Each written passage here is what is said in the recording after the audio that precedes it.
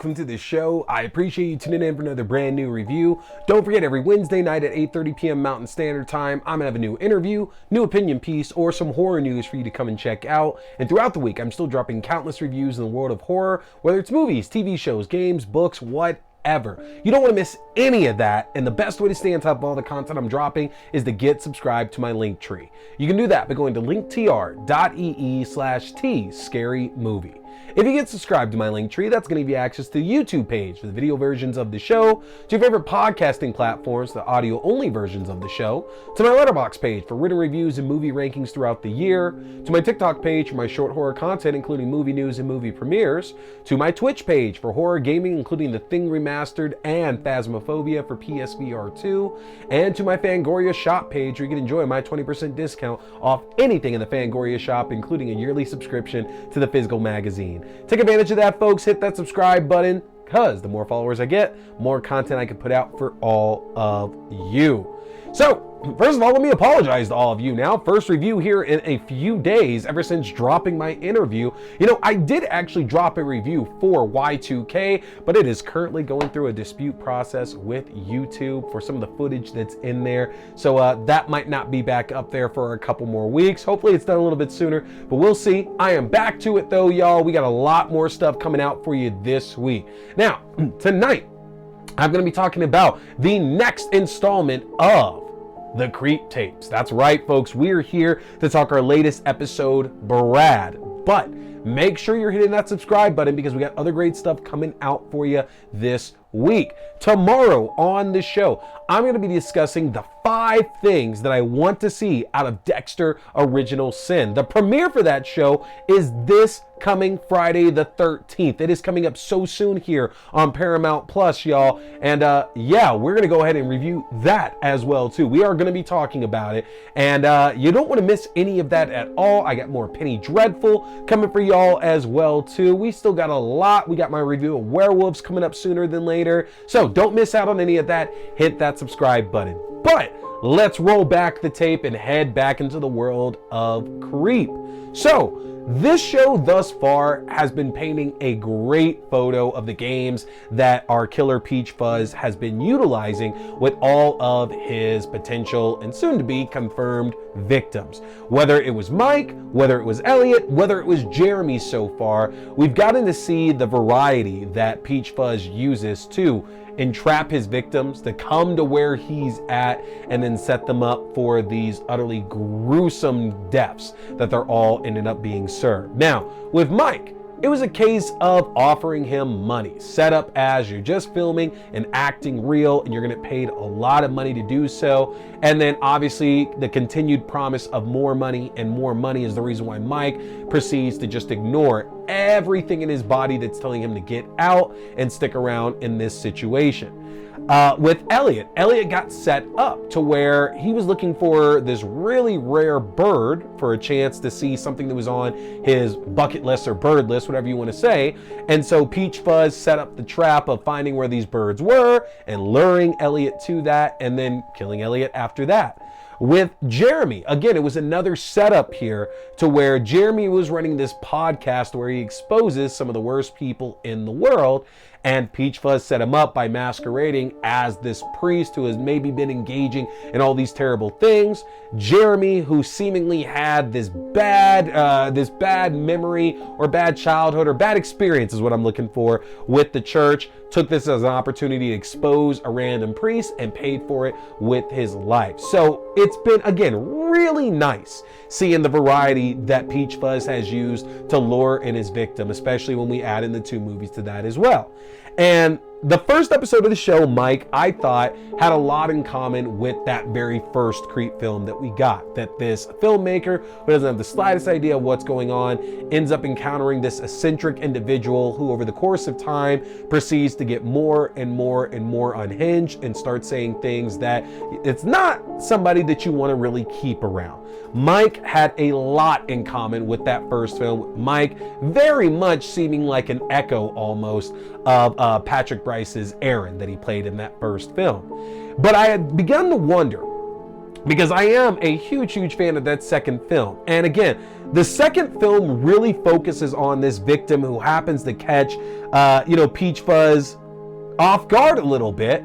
And his approach to this ends up being far different from what we've seen in the first film or in the episodes of the tape thus far, to where he tells this person from the jump that he is a serial killer and that he's gonna end his life at the end of this. Sarah was the person that was interviewing him, and he chose to use this approach to tell her this, to see if maybe this would bring back a little bit of his muster, a little bit of his energy that he had for completing all these murders. Because we see that he's very much despondent and not really feeling it, maybe a bit of a midlife crisis in that second film.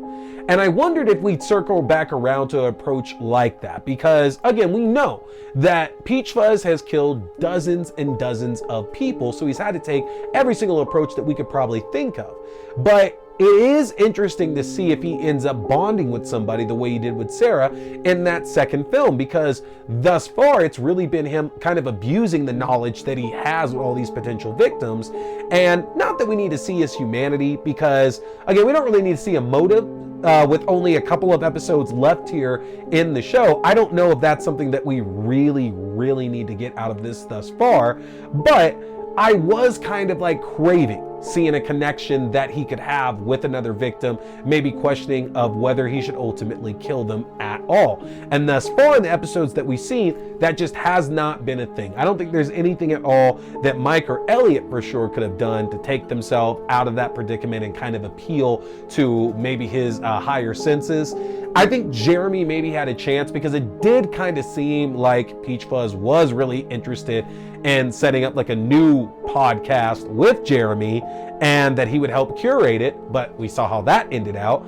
So color me surprised that Brad, featuring somebody who's been doing some great work recently in the horror genre, Josh Ruben, coming in to play the role of Brad, this director who's brought in under the pretenses of potentially putting together this film that will, that could be this like great independent film. But as we find out fairly quickly in the episode, Brad is trying to keep his real identity under wraps. He doesn't want Peachfuzz to know necessarily who he is, mainly because of what this could end up revealing in this movie itself. He doesn't obviously want to be targeted here by Peachfuzz. But of course, Peachfuzz has been a step ahead of all of his victims thus far. Brad is not the exception at all. He knows who Brad is. He has seen Brad's work before, and he's brought Brad to this home that he's now in as a way of documenting this murder, or maybe murders, that he's committed recently. And the idea here is that him and Brad can maybe put together this tremendous film that kind of goes through all the details with it. Now, again, this is such a different approach from what we've seen in this show thus far that it feels very fresh for this being such a small season. Because again, we're only getting 6 episodes. This is episode 4. We're past the halfway mark, and yet and still it feels like we're still catching fresh offerings with Peachfuzz showing up like this to Brad. And there is definitely more aggression and maybe a little bit more grandstanding coming from Peachfuzz compared to what we've seen in the prior episodes thus far. I feel that when he was interacting again with all 3 of his prior victims this season, Mike, Elliot, or Jeremy, he obviously was doing everything in the world to disarm them and make them all think that he's just this very crazy, out of his mind individual who's focused in on whatever the interest is of that particular tape, whether it's filming this acting reel, or getting the truth about these birds that this person's interested in, it, or the secrets of the church. He's utilized the information that he's gathered to really trap and lie, grandstand like crazy with all these victims. So telling Brad from the jump here the real situation of what's going on, and implying to Brad that there's going to be a hard choice made here of whether or not Brad's actually going to end up being killed. This is really the first victim this season to where somebody's been told from the jump there, you should probably leave. You really shouldn't be here, because you're being told what's going to happen if you end up sticking around, and none of this is good. And as we soon find out, Peachfuzz shows Brad a body of what has to be a recent victim of his that he had, and he kind of gets Brad to assist him in disposing of that body. Now, of course, any of us that are around my age have probably watched enough crime shows to know that right off the jump there, Brad engaging in this is a bad look for him, because no matter what ends up happening here, he is now all over the evidence of these various murders that are going down, and whether he's held liable, he's at least going to be looked at as an accessory to these acts. And it gets even worse because we know the premise of this show, that these victims are always coming in filming the situation. They're trying to get footage of exactly what's going on here, and Peachfuzz very much sets up Brad in a way to where this footage is going to come back and hurt him far more than it ever could hurt Peachfuzz. So Brad wants this story, he wants this movie, he wants this film, he's sticking around with it to get all this footage no matter what has been told to him about this situation. And granted, Brad does wisen up and thinks about getting his ass out of there, trying to get to safety, but there's very much this point with all of these victims to where they have a clear opportunity to get away, whether that be by force, whether that be just by pure human nature and just running and running and running and running and running until you can't run anymore. Whatever the case is, all these victims have had a chance to escape, and it seems like Brad probably had the best opportunity there. Now, of course, Peachfuzz is aware of all these victims trying to get away and sets up these, not necessarily traps, but sets up these situations to where they're going to be distracted, and then they have to second or third guess this choice they made to get out. But that is the brilliance of this killer, is that he is thinking about every possibility that go down before it happens. It's not to an extent of what I've seen, like when a film like Trap this year, or even Heretic in some ways, where this killer just has to be smarter than everybody else, and no matter what you come up with, they're going to know. They're going to know everything. It doesn't seem like that, so to speak, but I think that Peachfuzz very much just preps for what the likely result is going to be coming out of the people that he encounters. That if this person's coming in a car, they're likely going to try to break back to that car, so I have to disable it, or I have to set something up that will keep them distracted from driving off in it. And to make sure that I don't have any weapons around. Like, that's a big thing that he does as well too, is that there's nothing there that somebody could technically accost him with to where they can get the upper hand on him either.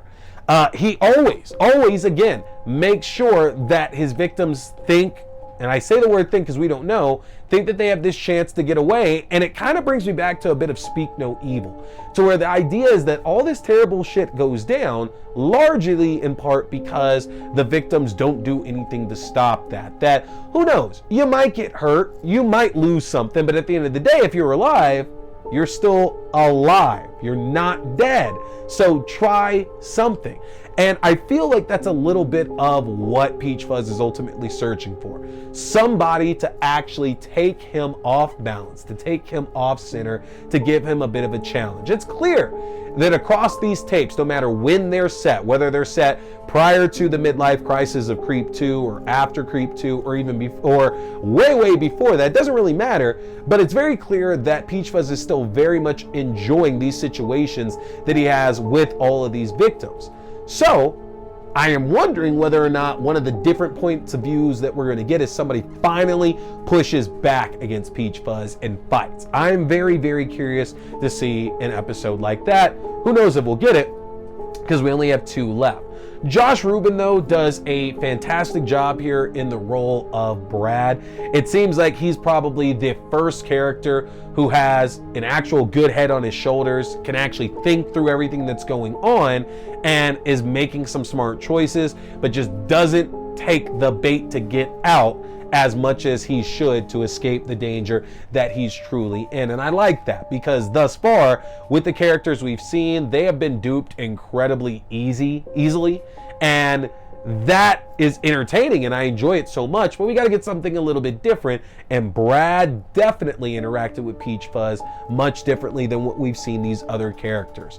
At no point did Brad ever actually have the upper hand. And that's one thing that we have absolutely seen, whether it be for a small bit or not, is that there is a point that these characters do have a small opportunity to have this upper hand on Peachfuzz, but it goes away super, super quick. And Brad never had this. From the moment that Brad arrived, he very much seemed like he was always under Peachfuzz's thumb.